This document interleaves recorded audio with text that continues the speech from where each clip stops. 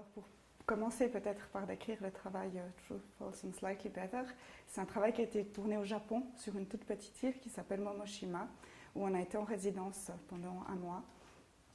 Et une fois qu'on était sur cette île, on a découvert que les pompiers font des exercices un peu particuliers pour une compétition de pompiers qui se passe au Japon. Et c'est une compétition qui a un exercice de pompier, mais qui est une série de gestes qui répètent pour être extrêmement précis, extrêmement rapide. Et ce qui nous a beaucoup intéressé, c'est qu'ils les répètent, mais ils sont aussi, ils s'alignent, ils mesurent les distances entre eux, ils sont vraiment d'une précision incroyable. Et pour nous, cet exercice avait un côté absurde, un côté étrange, justement, qui avait un côté, on avait l'impression de vraiment être les témoins d'une répétition, d'un exercice particulier, et on s'est dit qu'il avait l'air pour nous complètement mis en scène, donc justement peut-être faux d'une certaine manière. Et on a décidé de le filmer, donc ce n'est pas des acteurs, mais on a pu filmer sur plusieurs angles parce qu'ils répètent l'exercice nombreuses fois. Et on a monté cette scène en montrant qu'à la fin de la vidéo qu'il s'agit en fait d'un exercice pompier, parce qu'on les voit éteindre une espèce de drôle d'installation où ils ont empilé une télévision avec un ventilateur. Mais jusque-là, on se demande qu'est-ce qui se passe, et c'est un espèce d'exercice bizarre. Donc, et dans nos travaux, c'est effectivement, il y a toujours ce jeu entre des choses mises en scène et des choses qu'on a trouvées. Et ce travail, en l'occurrence, n'est pas du tout mis en scène, alors qu'il donne l'apparence de quelque chose mis en scène. Ça dépend vraiment des pièces. Certaines, la musique n'est jamais l'élément qui arrive en premier. Mais par contre, c'est l'élément des fois qui arrive en premier dans le montage. Donc il n'arrive pas au tout début du projet, mais il arrive au début du montage. Et il y a certains projets dont les films sont vraiment montés sur la musique parce qu'ils sont, c'est particulièrement le cas des projets dont le suspense c'est un élément très important.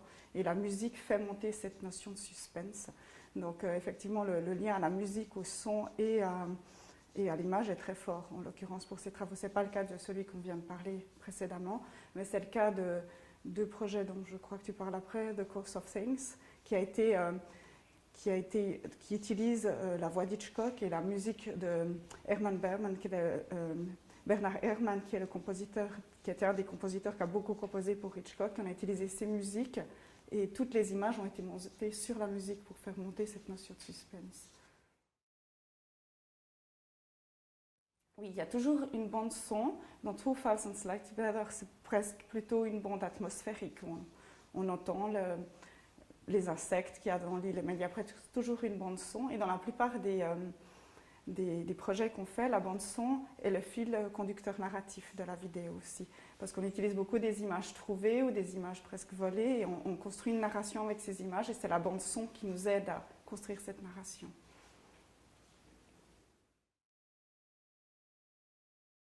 The Course of Things, c'est une vidéo qui a été tournée au Musée d'Histoire naturelle à Londres.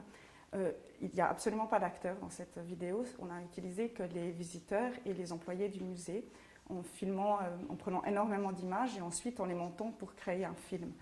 À Londres, et comme c'est le cas dans beaucoup de villes, c'est extrêmement surveillé. Il y a beaucoup de systèmes de surveillance. Il y a dans ce musée énormément de gardes et de gens qui surveillent. Donc l'idée de la surveillance ou du fait d'être toujours observé est inhérent au film aussi. Ce qui fait, je pense, un lien au film Le Géant que tu citais. Donc, en fait, ce qu'on a fait, c'est un travail assez long où on avait une idée. Le film utilise d'une part ces images et d'autre part, c'est un double collage aussi sonore. Alfred Hitchcock avait, dans sa série Hitchcock Present, chaque fois, il introduisait ses petits courts-métrages en faisant une introduction et il donnait une conclusion à la fin. C'était une manière pour lui d'éviter qu'il y ait de la publicité qui coupe au milieu de son court-métrage. Donc ce qu'on a fait, c'est qu'on a collecté tous ces petits monologues d'Hitchcock, on les a aussi découpés, on a reconstitué la voix d'Hitchcock, finalement un discours qu'il n'a jamais eu. Et ce qui est de monter la narration, c'était une espèce de va-et-vient, parce que on allait dans l'espace du musée d'histoire naturelle, on a observé, il y a des choses qu'on avait comme idée, d'autres qu'on n'avait pas. Et en fonction des événements qui se sont créés, on a fait aussi notre histoire. Et en fonction des phrases d'Hitchcock qu'on trouvait, on a aussi fait notre histoire. Donc il y a eu Il y a eu une première idée, on allait faire des repérages, on améliorait le scénario, on retournait filmer, on réaméliorait, et un système de va-et-vient comme ça. Il y a pas mal d'images on avait des idées de faire des choses par exemple dans la cafétéria, et on a complètement abandonné toute cette partie d'images qu'on avait.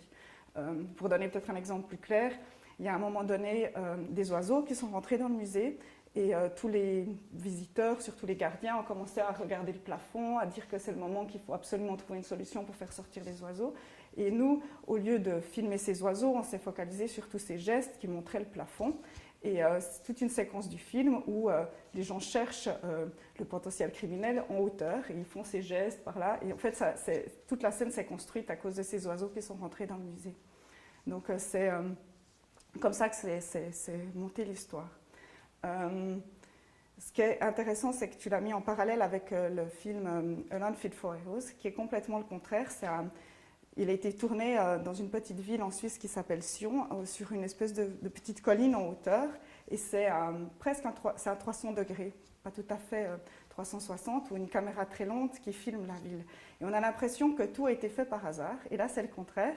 On a demandé à des gens de faire des actions très simples, comme marcher, ouvrir une fenêtre.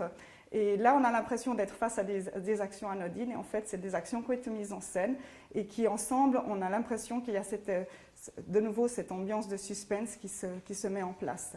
Mais c'est complètement le processus inverse, en fait, dans la deuxième vidéo. Enfin, nous, on s'est toujours dit qu'il y a des moments, en fait, le cinéma, dans le cinéma, tout est faux, tout est mis en scène, mais c'est une réalité qu'on connaît tellement bien. Et il y a tellement de moments dans la vie de tous les jours où tout d'un coup on se dit c'est intéressant, ça ressemble à un film. Et en partant de cette idée-là, on a commencé à monter ces vidéos. On s'est dit les gens sont finalement le mieux, c'est quand ils jouent pas, quand on arrive quand ils sont eux-mêmes.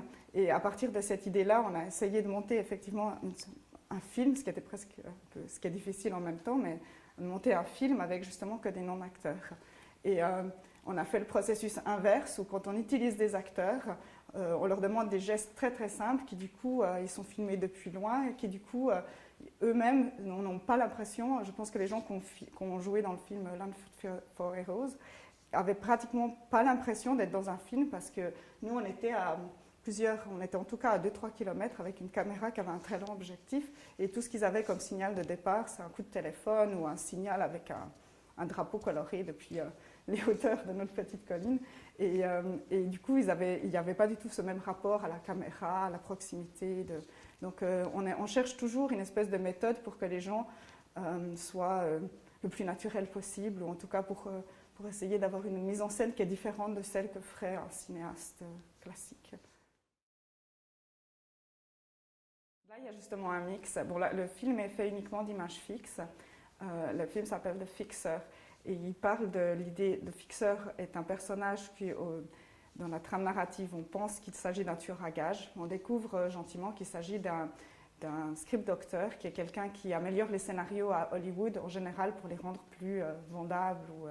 Donc quand il parle de son travail, il parle du fait qu'il des fois supprime des personnages, doit simplifier une histoire. Donc tout l'ensemble de la vidéo est constitué comme ça, avec effectivement des coupes noires, parce qu'on voulait aussi que notre vidéo ait finalement été percée, ou qu'il y a des éléments manquants.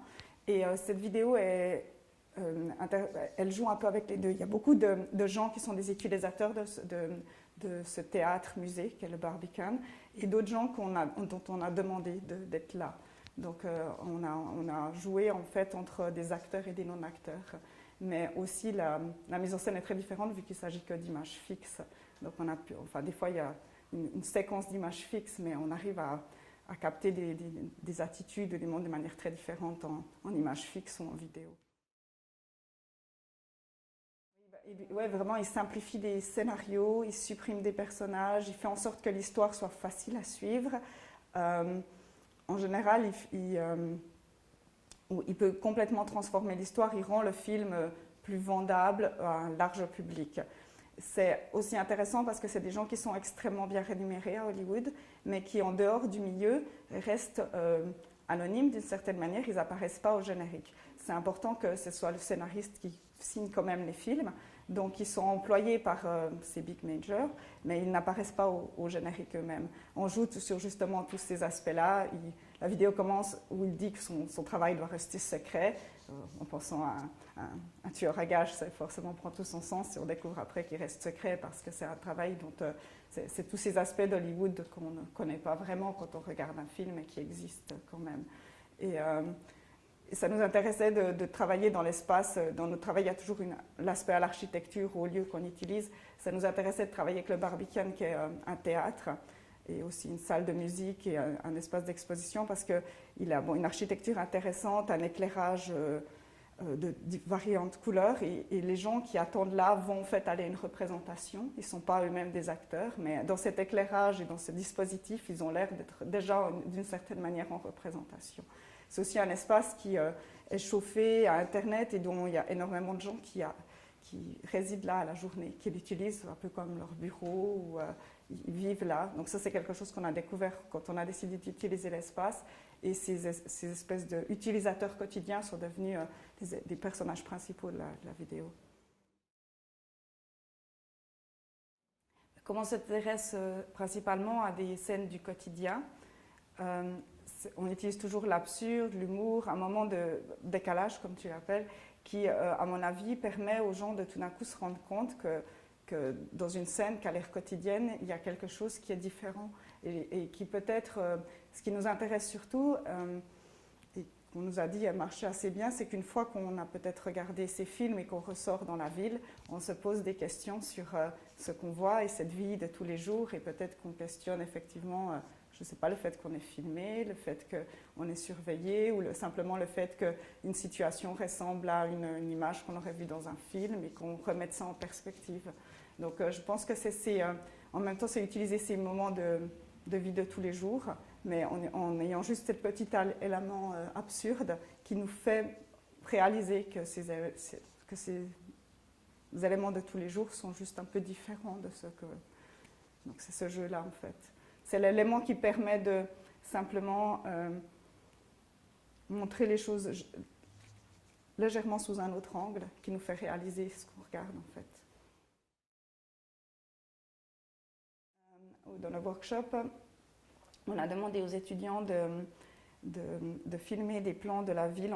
On a demandé surtout de nuit, et qu'à partir de ces différents plans qu'ils allaient collecter, qu'ils refassent une espèce de collage vidéo qui leur montrerait une autre vision ou leur vision personnelle de Arles. Donc c'était ça l'idée principale qu'ils ont fait. Ils sont allés collecter des images en 2 temps, donc d'abord sans savoir exactement ce qu'ils allaient faire, et ensuite on a rassemblé les images, on avait 3 groupes, et on a rassemblé les images de tous les groupes. Donc l'intérêt était aussi qu'on montre pas uniquement les images qu'on a tournées soi-même, mais des images que d'autres personnes auraient tournées. Et ensuite on leur a montré plus d'exemples de différents artistes, réalisateurs, etc. Ils sont retournés le 2e soir faire une autre série d'images en ayant peut-être plus une idée claire du collage vidéo qu'ils avaient envie de faire. Donc c'est une espèce de travail en 2 temps comme ça. Alors on vient de finir un projet qui est montré en ce moment à Londres, qui est une vidéo qui a été tournée dans un endroit un peu spécial en Angleterre, qui s'appelle Dungeness, qui est le bout de terre qui est le plus proche de la France, et qui a un drôle d'endroit avec un mix d'architecture vraiment particulier. C'est une réserve naturelle, mais qui est en même temps une centrale nucléaire. C'est un endroit où il y a eu beaucoup d'expérimentation pendant la Deuxième Guerre mondiale. Ils ont fait par exemple des immenses structures en béton, des sound mirrors qui étaient destinés à pouvoir écouter les avions quand ils arrivent, mais qui n'ont jamais vraiment été utilisés car le radar a été inventé l'année où ils ont fini de les construire.